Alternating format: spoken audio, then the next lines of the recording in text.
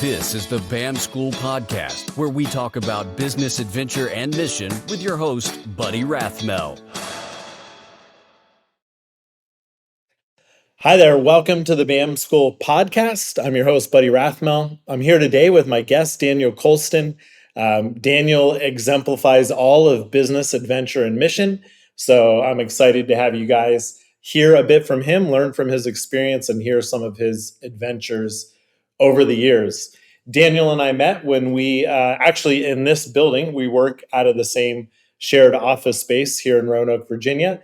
And as Daniel saw me filling up this space with my Map Winners business, he asked me if I could do the same for his business.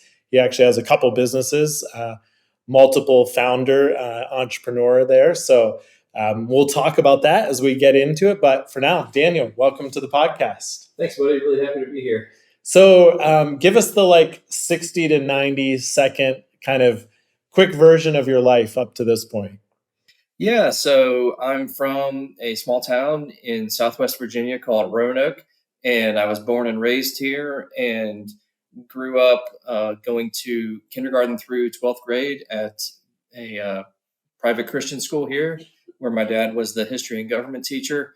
And from there felt a calling into the ministry. So I went to Bible college and spent 1 year of that undergrad living in Israel, and then finished Bible college, was a bank teller for 18 months.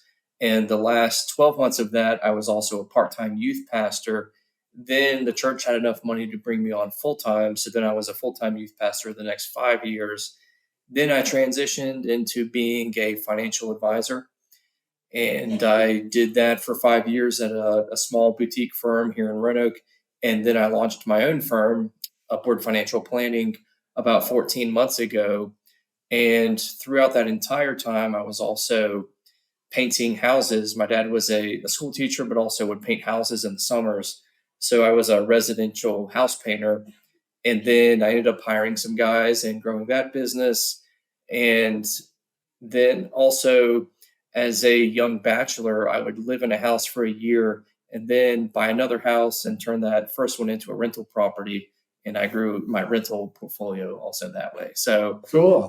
Work a lot. I just got married 5 months ago to my wife, Milena. She's from Colombia, and she's a dancer and she loves to cook.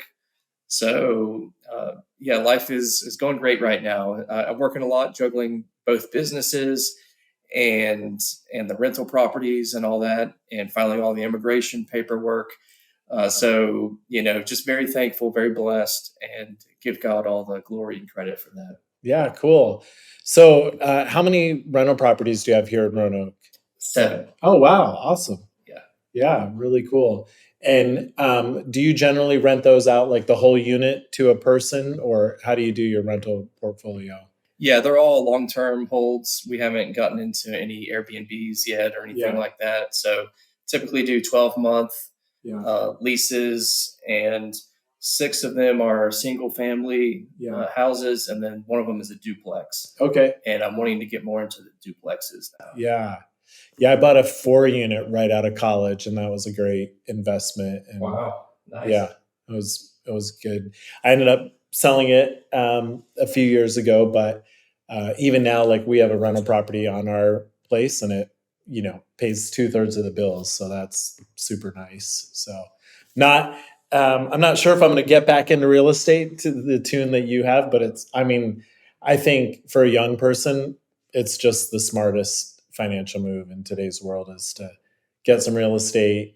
As long as it doesn't get to the point where it's overwhelming if they're really old and things are always breaking down, just such a great move. So kudos to you. I knew you had some rentals, but I didn't realize it was that level. That's cool.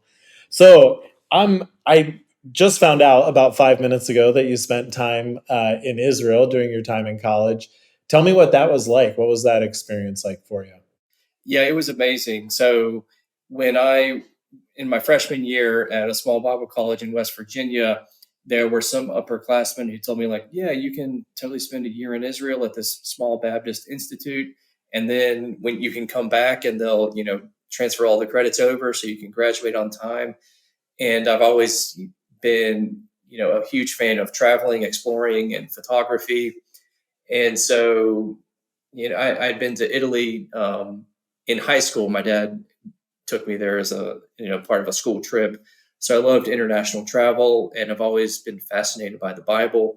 And so when the opportunity arose to go study the language of the Bible, the people of the Bible, the geography of the Bible for 9 months for cheaper than a year in West Virginia, I was like, let's go. Yeah. Like, Nice. let's go halfway across the world. And, it was like $10,000. Wow. And so I lived on a kibbutz right next to the Sea of Galilee, but it was up on a hill. So basically, out of my front door every morning, I would see the Sea of Galilee, and on the other side, Tiberias. Wow. And we were really close to an area where the traditional site of where Jesus cast the demons out of the pigs. Yeah. And then the pigs ran off the cliff. So that was pretty cool. And then we had basically Lebanon right behind us on the other side of the Golan Heights.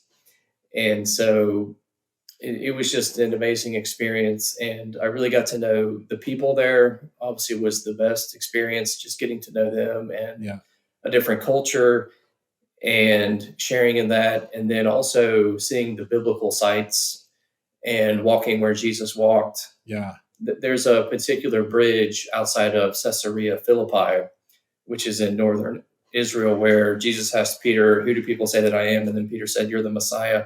And that is a Roman bridge that is still there to this day. And it was the bridge that existed when Jesus and his disciples went there. So we know like that was the only way into the city. So Jesus had to have walked on that bridge. Yeah. So walking across that, you're just thinking like, wow, the master of the universe has occupied this space that I'm occupying right now. Of course, God as a spirit is everywhere, but also like Jesus incarnate was there also. So it was just the coolest feeling. Yeah. And seeing all of the old synagogues, some of them have been destroyed and rebuilt, but some of them are still there in existence.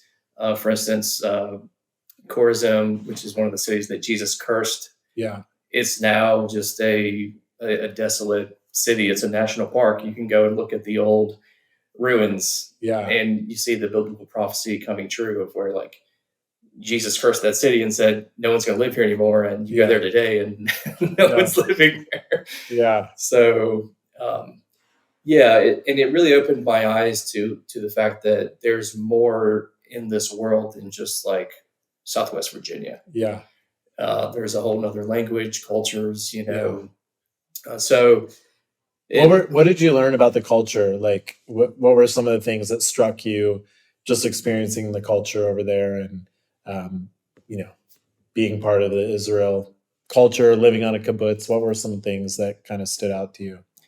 Well, being from the South, it's all yes, ma'am, and how you doing, and bless your heart, and so we kind of have we use all of this courtesy, but in Israel, these are people who their grandparents or their great grandparents were being kicked out of their homes, or they survived the Holocaust or the pogroms in Russia. So they had all come together in 1948 and founded the modern state of Israel.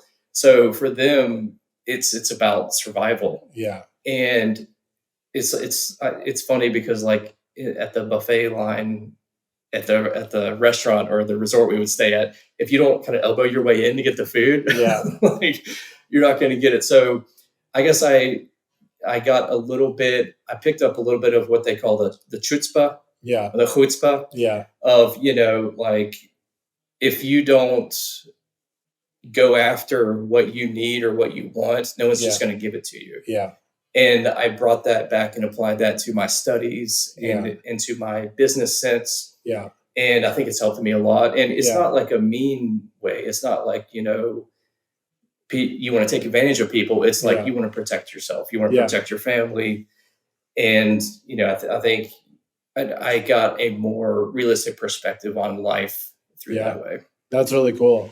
I think you definitely pick up things from different cultures. I've spent, 25 years living overseas.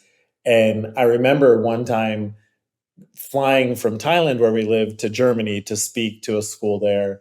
And I just remember thinking, like, I love what my kids have picked up from Asia, but I wish they had spent more time than just vacations in Europe, because of some of that, like in Germany, particular where I was, like the drivenness, the like make it happen, and yeah, there's probably nowhere that's more like that than the nation of Israel. Like they have, I mean, from day one, they had to protect themselves. They're great at, there's actually a book called Startup Nation because of how great they are just at starting up new businesses and things that come from, them doing military service, with one another. And then, so that's super cool that you got to experience that. And for that price, like I've seen trips to Israel where it's like 6 or 7 grand for like 10 days. Yeah. 2 weeks. So Yeah. to get, that's awesome. Well, tell me just a little bit about your time as a youth pastor, painting on the side. What was life like for you in that season? Yeah, it was a lot of fun. I look back and think, oh man, it was so stressful dealing with like parents and kids and Yeah, senior pastor or whatever.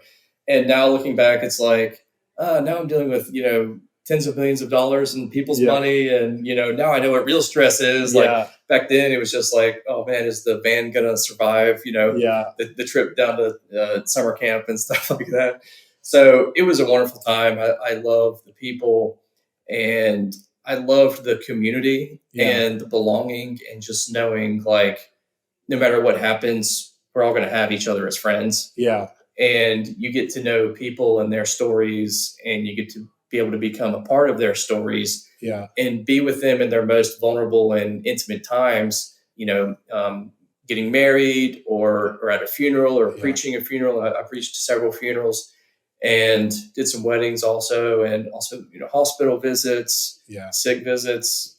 I was a youth pastor that would go visit kids at their lunch at their schools, yeah, and it was always kind of like not really intimidating, but just yeah, like I was kind of the guy that was out of place, yeah, because the secretary was like, "Oh, really? Like you're doing that? You're coming to yeah, visit? That's great." But then, my kids wouldn't necessarily want me to be seen with me for yeah, their friends, and so yeah, it was just like, yeah, here I am. I'm this 24-year-old hanging out with these 15-year-olds, yeah, 13-year-olds, whatever. Um, so it was a great time, yeah, and also I loved preaching. So I would obviously preach to the youth group every Wednesday night, yeah, and also on when the pastor was out of town, he would ask me to fill the pulpit. yeah. So really enjoyed that. And also as part of that, I went and got my master's of divinity Oh, at cool. Southeastern Seminary in Wake Yeah, Forest, North Carolina. yeah, So I doubled down and got another Bible degree yeah, and learned even more Greek and Hebrew and counseling yeah, and all of that. And it's had a huge impact yeah. on being able to be a financial advisor and, you know, kind of do counseling, like help Right. people through their difficult times, whether Yeah. it's divorce or the death of a spouse, or all sorts of things. Right. When life happens and you need to make those money moves. Yeah. So it's benefited me in a huge way. Yeah. That's really cool. Yeah, I enjoyed going to school lunches in my time as a youth pastor. And at one point, the principal actually offered me an office in the school where I Oh, that's worked on a cool. military base.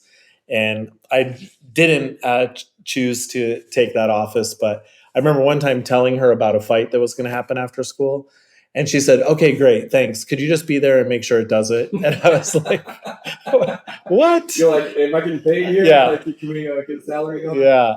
And what city was that? That was in Okinawa, Japan. Oh, okay. Kadena Air Base, on a military base, and but a lot of fun. I ended up that day actually finding a cop and saying, "Hey, can are you busy right now?" And he's like, "Oh, why?" And I was like, "'Cause there's going to be a fight." And so that was much more exciting than the speed gun that he was working. So he went and took care of it. But yeah, it's a real privilege to be in people's lives in those kind of times. And Absolutely. I think the thing that I've seen people be really grateful for, that you've hit both of those, is when you impact their kids and when you impact their money. Like when you have a positive impact on those two things, like people are really grateful for those, those times in their lives. So you mentioned that you were at a boutique firm for a season and then you started your own. Tell me about that. How was it working at that firm, and what precipitated the transition to doing your own thing? Well, maybe I'm just a natural born entrepreneur, and maybe I just don't make that good of an employee. Yeah. And so, I mean, I think I made an amazing employee. I've always respected my superiors and always, done everything that they've asked of me. But I also have like this burning, like like you were talking about the driven Yeah. and being passionate and wanting to succeed. And why only manage 10 million when you could manage 100 million? Yeah.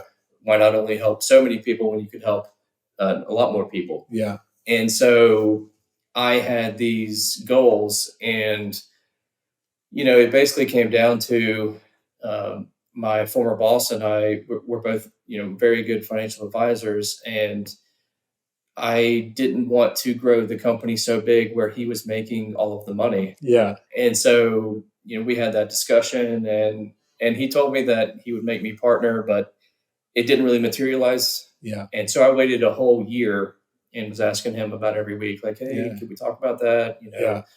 And it never materialized. So I was like, okay, at this point I realize, I pretty much need to just go out on my own. Yeah. And so, the idea was, if I can't cut it, then I'll just go work for someone else. Yeah. Yeah. With a whole lot of more experience. Yeah. And so I went out on my own, and then a lot of my former clients contacted me and moved over. Yeah. And then I got a whole lot of new clients. And then when I realized I get to keep 100% of what I make for Yeah. myself, and I have 100% equity of this business, Yeah. I was like, let's go, let's build this Yeah. thing, let's bootstrap. And so um, we've grown. Now I have an office manager and an intern and a marketing director. Yeah. And there's another advisor who's helping me out on some projects. And so it's grown beyond me and a lot bigger than me Yeah. already. And it's only been 16 months. Yeah. And we're managing just under $12 million, Yeah. which is a great start. Yeah. So, Yeah. That's awesome, man. Yeah, it was cool. It's always cool when you hit it, you had a goal for a year, you hit that goal, you're exceeding it now. Always a cool thing. And I mean, I guess there was some measure of, you were still going to eat from the rental properties and your painting business, even if it took you 6, 8, 10 months to make money from this. Like, you weren't going to starve, you weren't going to be out on the streets. that's And true. so just that safety net kind of allows you to, hey, let's launch out and try to do something different. You had a little bit of freedom to kind of go out and do that. What were some of the challenges in starting your own? Obviously, you got to be getting clients like right from the start. What were some of the challenges for you in that whole process? Yeah, absolutely. I would say the biggest challenge was just being alone in Yeah. everything at the very beginning, because Yeah. formerly I had had my former boss, and we were like partners. We like Yeah. grew that thing together. So it was like, okay, now I'm the chief compliance officer. Now I'm Yeah. the lead financial advisor. Now I'm Yeah. the lead tax guy. Now I'm Yeah. the lead marketing director. It's like I had to do everything myself, build the Yeah. website, make these long phone calls to Charles Schwab, our custodian, trying to Yeah. get new clients. It's just like, when you're a part of a company, especially with good culture, you really enjoy having your coworkers around Yeah. and having that camaraderie. Yeah. But I will say I was very lucky to start out in this office space where Yeah. there's all these other business owners Yeah. and the nonprofit workers here, Yeah. and build relationships with them. So even though I was kind of like siloed by myself and doing everything by myself, I at least had friends I got to see every day Yeah. and check in on life Yeah. and have that community. Yeah. I remember we did lunch probably 5 or 6 weeks ago in here. And it was just one of those kind of like magical lunches. Everyone's laughing. Like we were like, it's like Yeah. our own comedy show here in the Williamson. You But see yeah. the personalities come out that, you've known this person 4 or 5 months, but you don't really get to know them until Yeah. you're in the, a less sanitized environment, and you get to see what they're really all about. Yeah. So we actually met here, and then you knew I was doing marketing, and as we talked about it, you said like probably one client or maybe two would pay for my services for you for a year. So how long did it take for you to pay that back, do you think, from the stuff coming from Google Business stuff for you? yeah, so I mean, I've already gotten, I know of at least two clients that I've gotten just from Google. And so it's kind of an interesting way to think about it because, obviously I think of clients as people, not just Right. as a source of income for me, Right. but also I'm cognizant of the amount of revenue that each client Yeah. creates based on how big their account is. So if they have $1 million account, then I'll make roughly $12,000 recurring revenue on Yeah. that every year.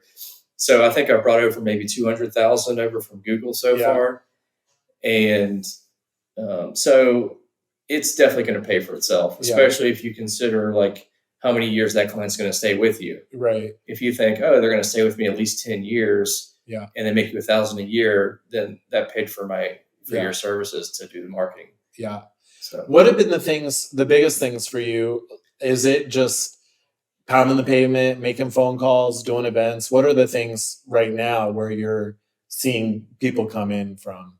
yeah, it is so hit or miss. Yeah. It's like you'll get, the friend who you've had for decades and you try to convert into a client. Yeah. They might have $50,000 or they might be a small client. And then you'll get a phone call from Google and they're like, hey, I've got, 1.5 million to invest. And, so there's actually another financial advisor in town and his minimum is $2 million. Yeah. And so he sends me any client underneath that threshold. Yeah. So, and he's telling them, you can trust Daniel. So we already have this implied trust. They call me, they're already ready to move their money. Yeah. There's none of this dating game, which I've done a lot of let's get lunch, let's get dinner, come by the office, let's talk for a year. And then you go with someone else anyways. Yeah. That happens a lot too. Yeah. But yeah, I write blogs. I've written a book. I try to go to networking events. Josh, who works with us, goes to a lot of networking events. Yeah. We do golf outings. I have learned to keep my expectations low. Yeah. Because, when I first was a financial advisor, I went to my first networking event. I got everybody's business card. There were like 80 people there. I got everybody's business card. Yeah. And I thought they were all going to become clients because I got their business cards. None of them became clients. Yeah. But, it's just building those relationships. Yeah. And the most successful financial advisors are all in their 50s right now because they've been doing it 30 years and everybody trusts them. And it's a survival game. If you can survive long enough, then you'll also be successful. Yeah. Just by the merit of surviving. Yeah. That's a great thought. I've heard the quote, like, if you don't quit, you'll win, and it's like in business, if you don't quit, you'll win. But a lot of people quit because it's painful at times or difficult. I had a meeting scheduled for 2 weeks ago where I thought I was picking up the check and starting this service. And I'm like, hey, I didn't have, haven't confirmed the time, haven't heard from you, blah, blah, blah. And the secretary is like, oh yeah, something came up, and I think it's still going to happen. The meeting got bumped to next week, but it's just like everything's uncertain in business. Like, will it happen? Will it not? So tell me a little bit about your book. It's called Money Success. What was the process like that for writing it? And then how has it impacted your business? Yeah, absolutely. So I wrote this book called The Money Success Guidebook, and I wanted to create a marketing piece basically because when you hand people their business card, they might just throw it away. Yeah. But if you hand them a book, they might pick it up and read it, or at the very least, they'll set it on their bookshelf. Yeah. And they'll see your name every time they walk in the room. Right. But I've always loved writing. I wrote books when I was a youth pastor. And so for me, I love, communicating. Yeah. I love preaching. Yeah.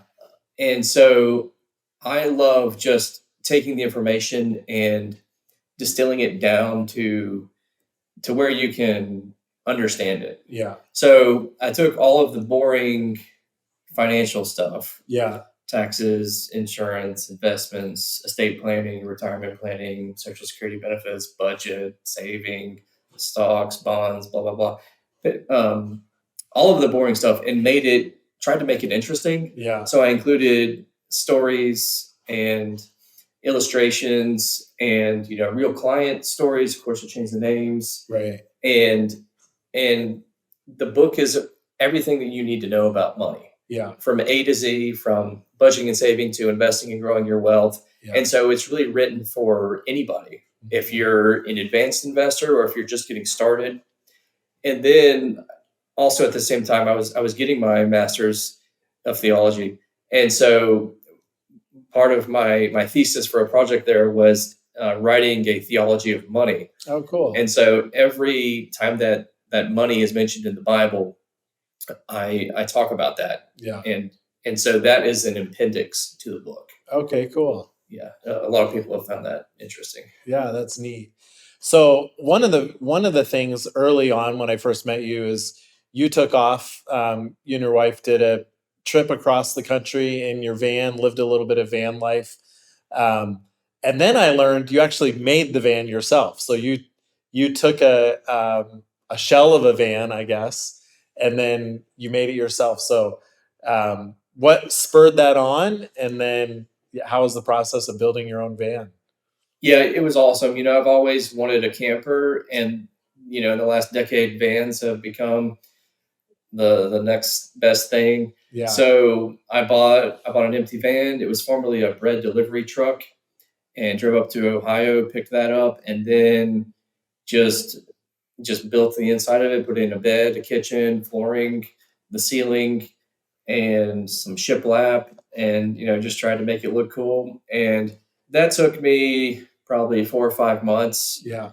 And I did everything except for the electrical. I hired an electrician to come out and hook up the AC and the DC, because you have to have 2 different types of electricity in there. Yeah. Because you have to charge the battery and then use that to, power everything. Yeah. And it was a pretty simple build. I didn't go crazy. I didn't put in a shower or toilet or anything like that. Yeah. Because we just use our gym membership or truck stops, along the way for any of that stuff. So yeah, it's something I've wanted to do for a while. So I built the van, I think in 2020. Okay. It was another 2020 project. Yeah. And gave me something to do. I was flipping houses, so I was like, why not flip a van too? Yeah. And so, we took off this past May. We did a month, and we spent a week in Florida with my family for our family vacation. Yeah. Because my sister lives there outside of Orlando. And then we did the southern route. So we did Alabama, Mississippi, New Orleans, Texas, and then we went up into New Mexico, Arizona, saw the Grand Canyon. Cool. Spent a week in Vegas. Yeah. And just had a great time. Yeah. Yeah. The Grand Canyon, the first time I saw it, it's like you see it in pictures, but then when you see it in person, you're like, wow, this place is amazing. Yeah. And I haven't gone back yet, but last time I was there, if you're ever in the Grand Canyon on the north side, cabin 309 is the one like on the edge. Oh, wow. North side, if you're ever there, 309 is the cabin that overlooks the edge. I might take a picture of it. I don't think I want to stay in it. Yeah, that's beautiful. What did your wife enjoy van life as much as you did? And oh yeah. Yeah. That's another reason why I married her was she was down. We were cooking our own food. Yeah. And just traveling, and that's a huge part of it is the adventure of it. If you get on a flight and you go on a trip, like you have to be on that return flight home and when it is and everything. But if you take off in a van, you not only know your destination, but you're also going to see all these things along the way that you weren't expecting to see. Right. And those are always the coolest experiences. Yeah. my wife and I in '99 had a Volkswagen Westphalia that we went around the country for a couple months in. And we actually were going north in Minneapolis, going north from there up towards St. Cloud, and had run out of gas at night because our gas cap was off and our gauge was broken.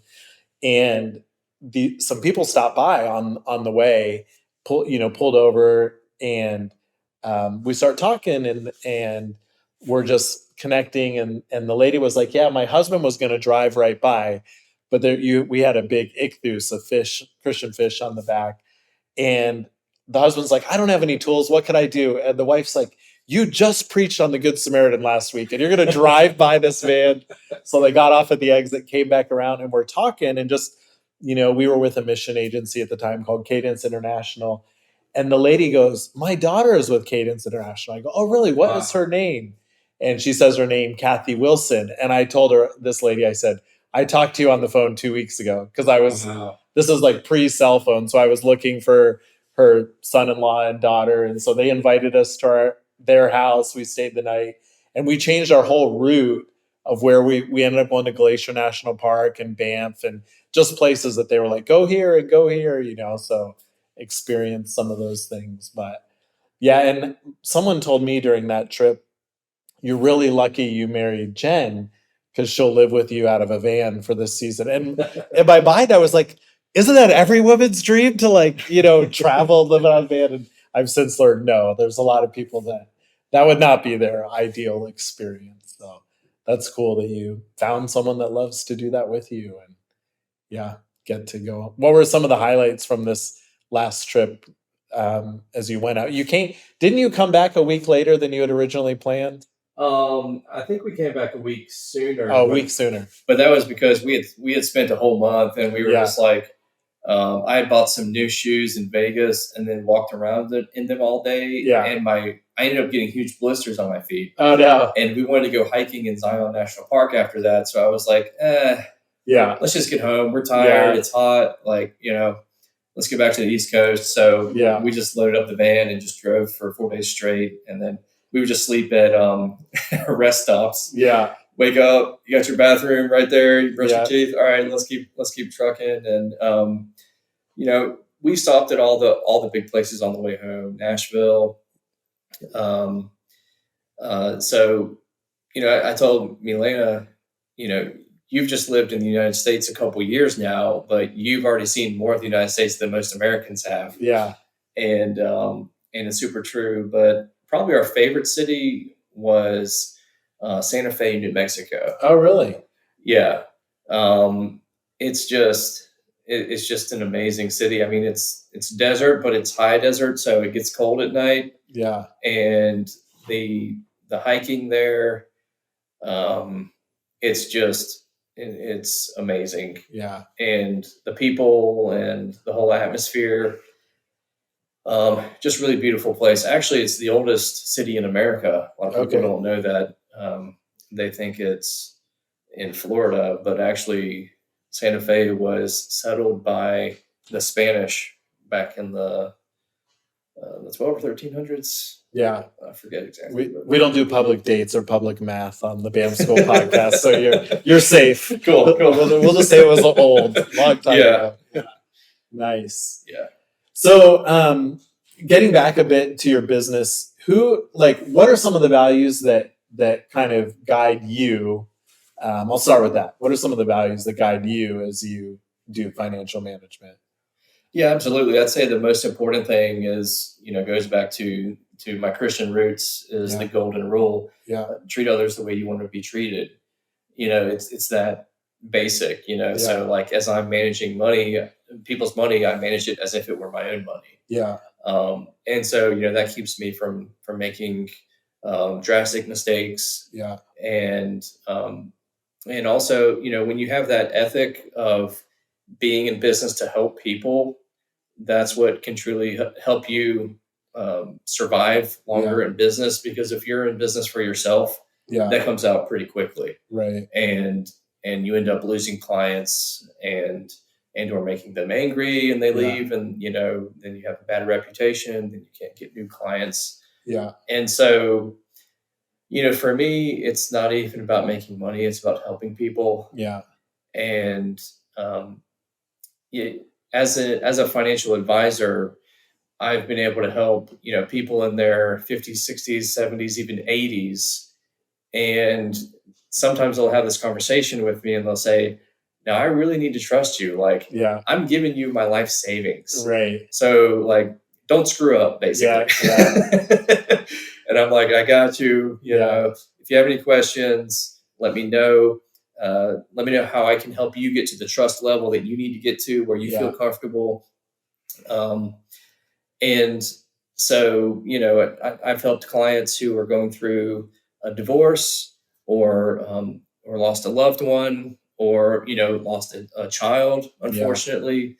And, just being able to plan, for those things and help them through those difficult times can make all the difference, because there are a lot of bad actors in the industry, sadly. So when I introduce myself to people, it depends on the context on how I'll introduce myself. If I'm in a blue collar environment, I tell people, hey, I'm a residential painter. I paint houses for a living. If I go to a cocktail event trying to get new financial clients, I introduce myself as a financial advisor. But being able to help people because of the bad actors, being able to say, no, actually, that insurance product, the only reason that you own that is because it was sold to you, not because you wanted to buy it. But we can put you in this better product and save you this much money per year. And so kind of being a watchdog, because not only are there bad actors in the industry, but then there's also scam artists, elderly people get those emails like, hey, send me all your money. And so being able to help them, save them from making really bad decisions. Yeah.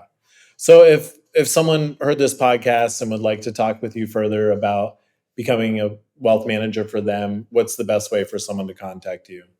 Yeah. So just Google my name, Daniel Colston, or Upward Financial Planning, and the website will pop up. And the website is upwardfp.com. F as in financial, P as in planning. Cool. Well, I'll definitely have to post a link to your Instagram so people can see the van life experience that you had, and post it to your businesses as well. But thanks so much for being on the podcast, Daniel. Yeah, absolutely. Thanks for having me. Yeah.